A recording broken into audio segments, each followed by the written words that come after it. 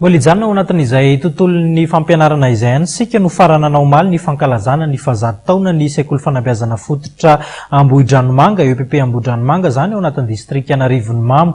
Marihana moa fa dia nandray anjara mavitrika tamin'ny fanohanana izany EPP izany ny Fondation BOA araka izao fanazavana izao.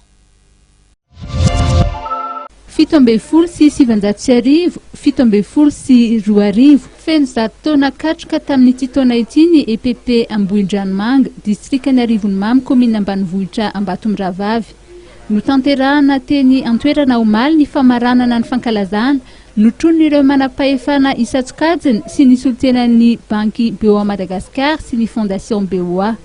Dia entaminy EPP Ambohindranomanga tratran'ny zato taona manaraka indray ary hitondra soa fambiazana fa izay rehetra mampiasa azy.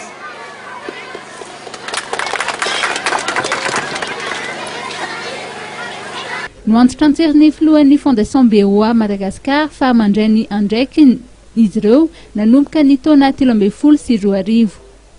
Nanamafy izany fanomezan-tanana izany ny filoha jeneraly ny BOA Madagasikara.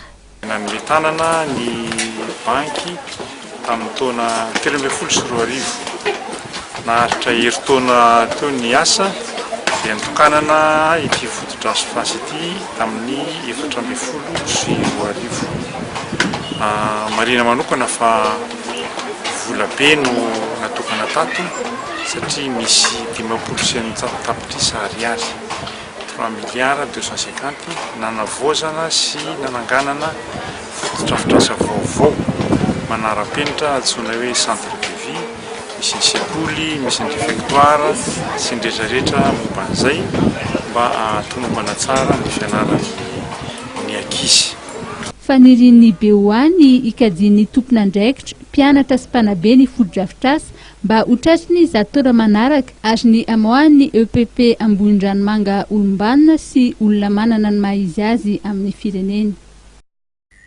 Dia izay tontolom-baovao miompana amin'ny fanabeazana izay koa tokony lasitoboko vavy no anakatonana indray izany ny pejin'ny fampahalalam-baovao tamin'ity takariva ity. Ety ampamaranana ny fampahalalam-baovao dia efa miarahaba sady ireo renim-pianakaviana ho amin'ny andron'ny rampitso satria dia fety natokana ho azy ireo izay andron'ny rampitso izay dia ny fandarana eto amin'ny fahitalavitra MATV dia mitohy hatrany ary natao hanomezana fahafampony rehetra. Mametraka ny velomandra-pitafa ho manaraka indray ary veloma tompoko. Assurance AVA tsy njovidin'izao no avy ny fianakavianao. Aro, miaina sy miary, mandry narahinao teo ny vaovao ny MATV miaraka amin'ny Assurance Aro.